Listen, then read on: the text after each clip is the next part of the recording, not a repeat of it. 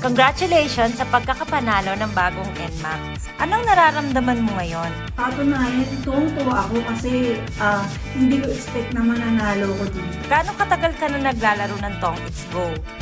Masaya kasi marami kang makikilala mga kalaro, mga magiging friends mo. Ilang taon? May 2 years. Meron ka bang advice or suggestion sa Tong It's Go? Sana patuloy pa yung pagbibigay nyo para mas lalo pang maraming maglaro. Kasi masaya naman talaga siyang maglaro sa Tong It's Go. Legit na legit talaga siya. Salamat at enjoy sa bagong NMAX. Salamat po.